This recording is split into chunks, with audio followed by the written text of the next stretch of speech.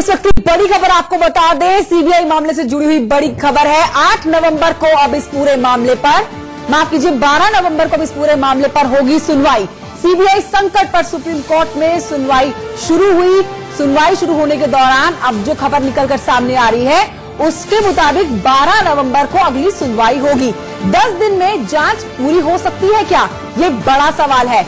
10 दिन में जांच पूरी नहीं हो सकती है, तुषार मेहता की तरफ से ये कहना है। और अपडेट आपको हम लगातार इस बड़ी खबर पर दे रहे हैं। आज सुनवाई होनी थी इस पूरे मामले पर, सरकार और सीवीसी को सुप्रीम कोर्ट का नोटिस, ये बड़ी अपडेट आप तक पहुंचाई जा रही है, जिसमें अगली सुनवाई जो अब होगी वो 12 नवंबर को होने वाली है।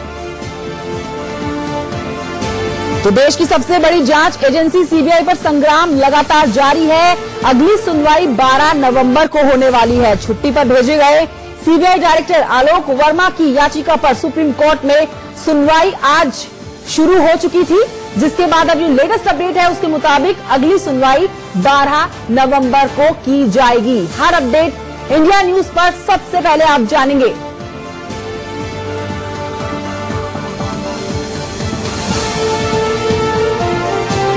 इसके अलावा ये भी जानकारी दे दें आपको, नागेश्वर राव को अंतरिम डायरेक्टर बनाए जाने और छुट्टी पर भेजे जाने के सरकार के फैसलों को सुप्रीम कोर्ट में चुनौती दी गई है।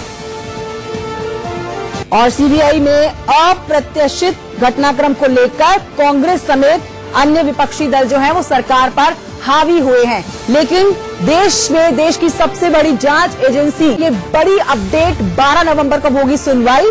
और देश की कानून व्यवस्था के लिए आज का सबसे काला दिन कहा जाएगा, जब सुप्रीम कोर्ट के अंदर सरकार और सीबीआई के प्रमुख आलोक वर्मा आमने सामने आए। सबसे बड़ी बात कंचन में बताना चाहूंगा कि ये जो जांच होगी, इस जांच की सुप्रीम कोर्ट से निगरानी होगी और सुप्रीम कोर्ट के जज ए.के. पटनायक के सुपरविजन में।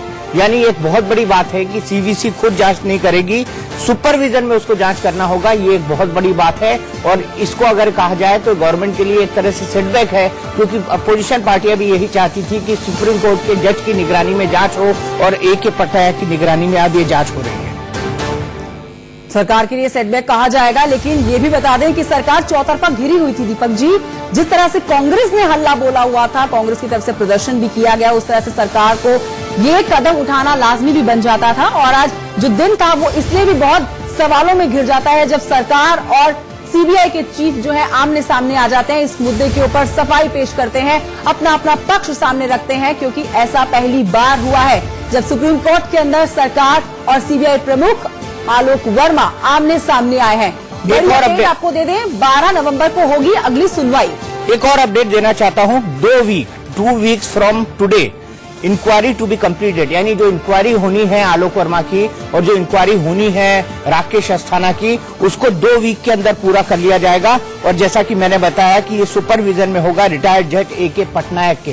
तो ये 2 बड़े डिसीजंस हैं कि 2 वीक के अंदर जांच के लिए जांच का समय दिया गया है और ए.के. पटनायक को जो है वो कहा गया है कि वो सुप्रीम कोर्ट के जज के तौर पर इस पूरी जांच की निगरानी करेंगे। यानी सुप्रीम कोर्ट की नजर भी अब इस पूरी जांच पे रहेगी और सरकार को कई सारे दस्तावेज भी उपलब्ध कराने को कहा गया है। इसीलिए नोटिस दिया गया है सीवीसी को और सरकार को भी। सुप्रीम कोर्ट ने जो भी अपने आप में एक बहुत बड़ा कदम है, क्वैश नहीं कर दी गई सीधे सीधे आलोक वर्मा की और सरकार के फैसले को सही नहीं ठहराया है, ये भी एक तरह से सेटबैक के तौर पर ही देखा ये जानना चाहूंगी, आपने तो सीबीआई को बहुत नजदीक से देखा है सर, सीबीआई की क्रेडिबिलिटी पर सवाल उठाना ये सही लगता है आपको? क्या लगता है कि क्या ऐसा बड़ा हो गया कि आज सुप्रीम कोर्ट के अंदर सरकार और सीबीआई प्रमुख को आमने सामने आना पड़ा?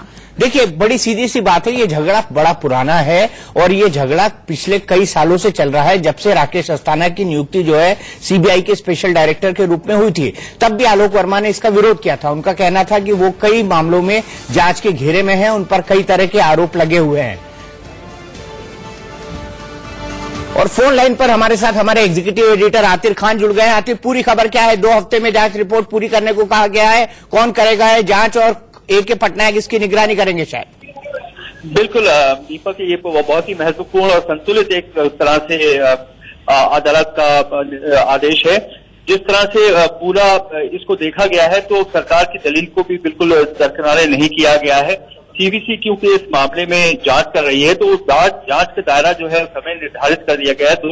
सप्ताह के अंदर ये पूरी करनी। हालांकि सरकार कही थी समय पर्याप्त नहीं है और उनको ज्यादा समय चाहिए जांच के लिए, लेकिन अदालत ने उस दलील को नहीं माना है। उसने कहा है कि ये निर्धारित समय पर ही पूरी जांच की जाएगी और साथ ही में जो आलोक वर्मा को भी एक तरह से उनको ये निर्देश दिया गया है कि वो कोई भी पॉलिसी डिसीजन नहीं लेंगे, लेकिन रोजमर्रा का जो काम है वो कर सकते हैं। साथ ही में अदालत ने सरकार से एक सील्ड एनवेलप में ये भी मांगा है कि जो नागेश्वर राव का नियुक्ति की गई है वो किस आधार पर की गई है, इसके बारे में भी जानकारी दें। और सबसे अहम बात यह है कि सुप्रीम कोर्ट के जो जज हैं उनको सुपरवाइज करने के लिए सीबीसी की जो पूरी जांच रहेगी 2 सप्ताह के अंदर उस पर बिठाया गया है ताकि उनकी निगरानी रहे इस पूरी जांच को लेकर।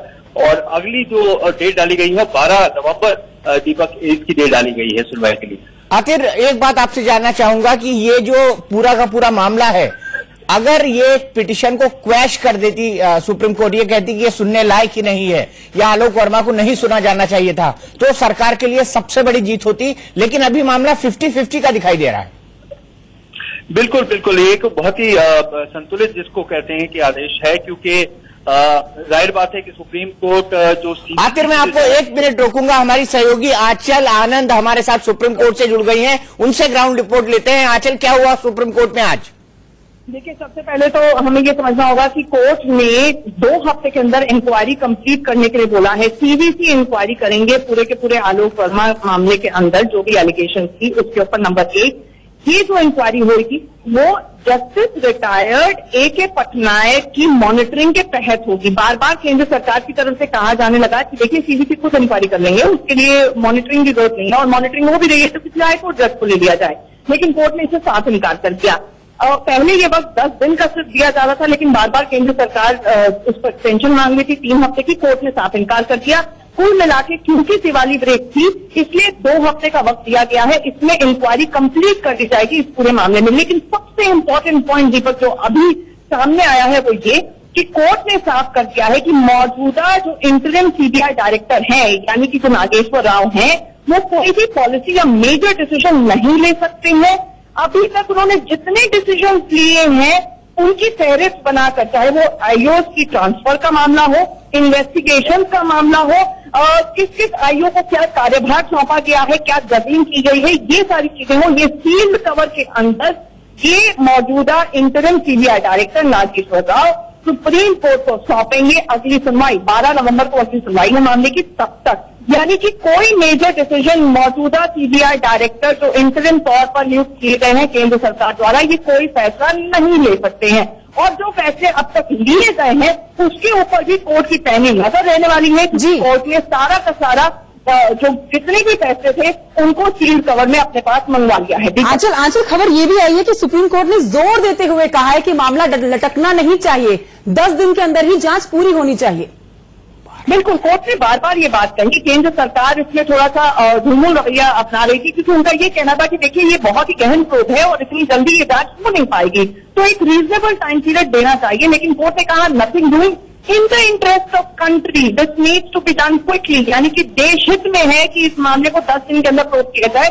आप चाहते हैं तो हम आपको 240 घंटे, कोर्ट में 10 दिन का मतलब 240 घंटे होता है। कोर्ट ने कहा 240 घंटे से कस्टमर्स नहीं होंगे, लेकिन बाद में ये सामने आया कि देखिए दिवाली ब्रेक है, कोर्ट बैक नहीं रही है, इसीलिए कोर्ट रिज्यूम करेगी अपना काम 12 नवंबर को कोर्ट खुलेगी और सबसे पहले 12 नवंबर को इस मामले को सुना जाएगा। और साथ ही साथ राकेश अस्थाना जो इस मामले में स्पेशल डायरेक्टर थे, जिनसे भी डाइजेस्ट कर दी गई पार्ट और उनको भी छुट्टी पर भेज दिया गया, और वो कोर्ट में खड़े हुए और उन्होंने कोर्ट में कहने की कोशिश की कि इस मामले में कुछ भी हो रहा है तो हमें सुना जाए। लेकिन कोर्ट ने कहा नहीं, हम नहीं सुनेंगे आपको, आप हमारे सामने नहीं है, आपका पिटीशन हमारे सामने नहीं है, हम नहीं सुनेंगे।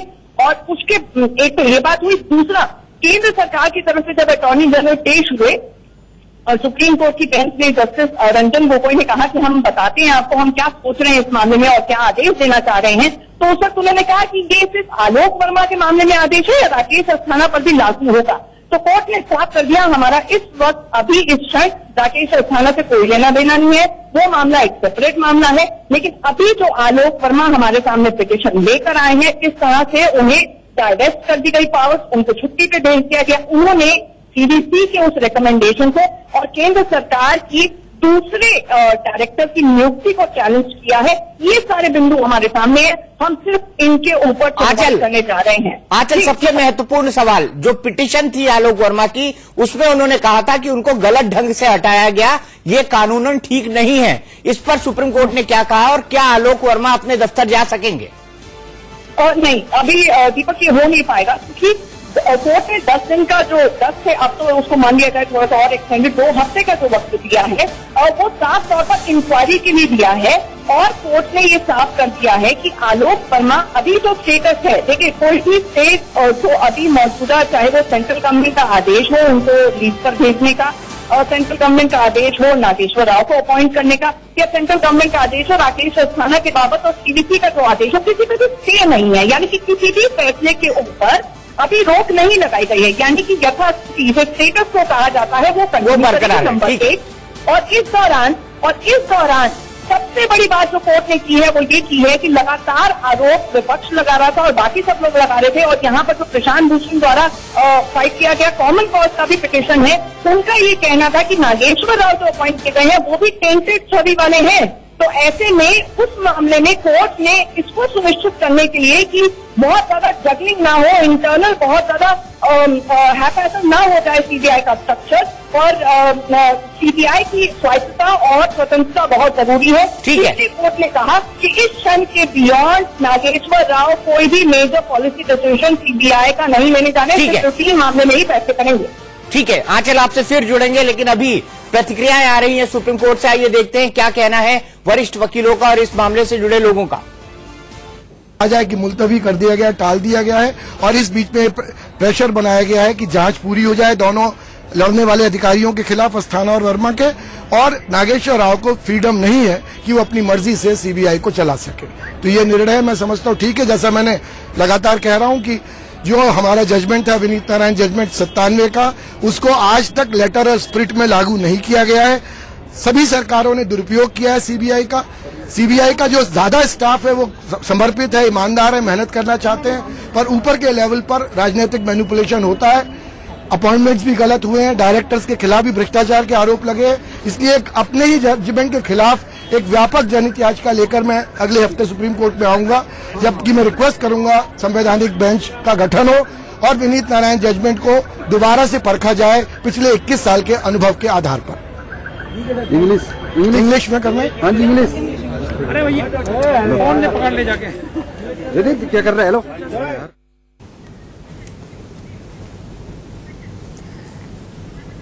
तो इस वक्त की बड़ी खबर आपको बता रहे हैं। अब अगली सुनवाई जो होनी है बड़ी, वो 12 नवंबर को होनी है। अब रिटायर्ड जज की निगरानी में 10 दिन के भीतर इस पूरे मामले के ऊपर जो है फैसला आना तय है। 12 दिन के अंदर 12 नवंबर को अब अगली सुनवाई होनी है। 2 हफ्ते का समय है।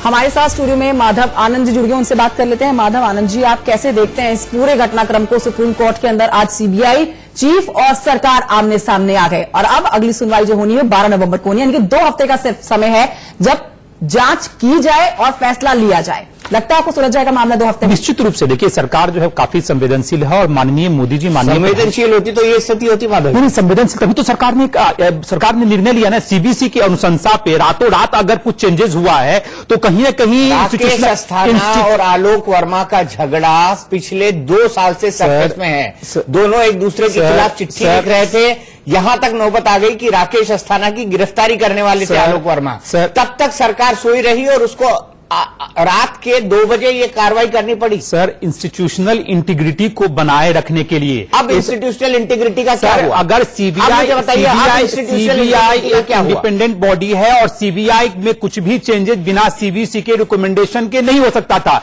सीबीसी ने रिकमेंड किया कि भाई जब तक ये 2 जांच प्रक्रिया चल रही है, एक अधिकारी दूसरे अधिकारी पे आरोप प्रत्यारोप लगा रहे हैं और कहीं नहीं कहीं कोर्ट में भी मामला है, तो इन दोनों को तत्काल प्रभाव से तत्काल छुट्टी पे या फोर्सफुली भेजिए जब तक इन्वेस्टिगेशन नहीं होता। और नागेश्वर राय को इंटरिम बनाया गया, चीफ बनाया गया, इसमें कोई गलत नहीं है। सुप्रीम कोर्ट का जो अभी ऑब्जर्वेशन है आपके चैनल के माध्यम से देखने को मिल रहा, कहीं सरकार की उन्होंने कहीं क्रिटिसाइज नहीं किया। इसने ये नहीं बोला कि आपने गलत किया, आपने उसको फोर्सफुली लीव पे क्यों भेजा। सर दीपक जी, आप तो इतने बड़े बड़े पत्रकार हैं, आप बताइए कोई आरोप एक दूसरे पे लगा रहा है, कोर्ट ने क्या कहा, मैं उस पर कुछ नहीं कह रहा हूं। मैं तो आपसे उन इवेंट्स की बात कर रहा हूं जिन इवेंट्स के आधार पर स्थितियां यहां तक पहुंची। मैं ये कह रहा हूं कि ये झगड़ा तो बहुत वक्त से लेकिन सरकार ने इसको एड्रेस नहीं किया या जानबूझकर ढीला छोड़ दिया। सीबीआई एक इंडिपेंडेंट बॉडी है। सीबीआई जिस तरह एनडीए के टाइम में सीबीआई जिस तरह फंक्शन कर रही है, ट्रांसपेरेंट वे में कर रही है। ये यूपीए 1 और यूपीए 2 की सरकार नहीं है, ये एनडीए की सरकार है। सुप्रीम कोर्ट सरकारी तोता कहता है सीबीआई को। सरकारी तोता तो यूपीए 1 और यूपीए 2 के टाइम में बात हुई थी। अभी जो जब एनडीए की बात करते हैं, एनडीए के टाइम में कोई माननीय कोर्ट का इस तरह का ऑब्जर्वेशन नहीं आया है। मैं ये सरकार कितनी संवेदनशील है आप देखिए कि सीबीसी के अनुशंसा पे बिना देर किए हुए रातों रात उन दोनों को छुट्टी पे भेजने का काम करती है। और सीबीआई के स्पोक्सपर्सन ने कल क्या कहा कि दोनों को पद से नहीं हटाया गया है, दोनों अभी ज्वाइंट डायरेक्टर के रूप में और डायरेक्टर के रूप में अभी बने हुए हैं, लेकिन जब तक इन्वेस्टिगेशन नहीं हो जाता तब तक जो है वो उसमें आप इसे इंटरव्यू नहीं कर सकते। मानते हैं नहीं मानते हैं? सरकार की क्या इसमें रिस्पॉन्सिबिलिटी है? सीबीआई एक इंडिपेंडेंट बॉडी है। सीबीआई में सरकार का रोल क्या है? सरकार की रोल यही है कि उनकी बहाली की प्रक्रिया में उनका रोल है। बाकी ये डे टू डे एक्टिविटीज में तो गवर्नमेंट कभी इंटरव्यू नहीं करती है। और इंस्टीट्यूशनल इंटीग्रिटी को बनाए रखने के लिए ये बहुत बड़ा कदम सरकार ने उठाया है और कहीं ना कहीं सीबीआई के साख को बचाने का काम किया है। देखिए, मैं जो समझ पाया हूं, कंचन मैं आपसे अपना पेज मांगूंगा, मैं जो समझ पाया हूं इसके डिसीजन को, उसमें यह है कि 2 हफ्ते के अंदर ये जांच पूरी हो जानी चाहिए। सुप्रीम कोर्ट के रिटायर्ड जज ए.के. पटनायक इसकी निगरानी करेंगे। कोर्ट ने इंटरिम डायरेक्टर नागेश्वर राव को किसी भी पॉलिसी डिसीजन से लेने से मना किया है। साथ ही में उन्होंने जितने भी पॉलिसी डिसीजंस लिए हैं, जो ट्रांसफर हुए हैं, जो पोस्टिंग्स हुई हैं, जो चार्ज लिए गए हैं, यानी कुछ केसेस में सफल हुआ है कि इसकी जांच ये नहीं करेगा, इसकी जांच वो नहीं करेगा, वो तके कि वो न्याय संगत, तर्क संगत लगते हैं या नहीं, या इस पर कोई बैड इन्फ्लुएंस तो नहीं है। तो यानी सीबीआई जो है अब एक ऐसी बॉडी बन गई है जिसके पास अपने हिसाब से काम करने का अधिकार तब तक नहीं है जब तक सुप्रीम कोर्ट उसको नहीं कह देता, क्योंकि कोई फंक्शनल सीबीआई डायरेक्टर वहां पर मौजूद नहीं है। अगर फंक्शनल सीबीआई डायरेक्टर मौजूद होते तो नागेश्वर राव के पूरे राइट्स को सीज न किया जाता। यह बहुत बड़ी बात है कि नागेश्वर राव अब अपने मन मुताबिक डिसीजन नहीं ले पाएंगे। सर, जहां तक नागेश्वर राव को जो है इंटरिम डायरेक्टर के रूप में रखा गया और उनके लाने का पर्पस एक ही था कि जो ये मैटर चल रहा है, 2 बड़े बात है, हाँ 2 बड़े, वो कोर्ट को फैसला देना भी बाकी है, उस पर अभी कुछ भी बोलना प्रीमेच्योर होगा। लेकिन जहां तक नागेश्वर राव को नियुक्त ही इसीलिए हुई है कि सिर्फ आप इन्वेस्टिगेट जो मैटर है दोनों के बीच इन्वेस्टिगेशन कहीं ना कहीं मानना होगा सरकार का सेटबैक है यहाँ पर, और सरकार के ऊपर भी सवाल उठने लाजमी है, क्योंकि कहां रोल है इसमें बता दीजिए। कोर्ट में ये मामला पहुंचा है और सुप्रीम कोर्ट ने भी 2 को 2 कर दिया है कि इस तय समय के अंदर ही मामले की जांच होनी चाहिए और इस मामले को लटकाना कतई नहीं होगा। इस जांच, इस पड़ताल को और इस तरह से इस मामले को आगे बढ़ाया जाएगा, ये देखना बहुत दिलचस्प हो जाता है कि 12 नवंबर को क्या खुलकर नतीजा सामने आता है, क्या कुछ इस पूरे मामले पर होता है। इस बड़ी कवरेज पर एक छोटे से ब्रेक के लिए हम यहां रुक रहे हैं, आप बने रहिए न्यूज के साथ।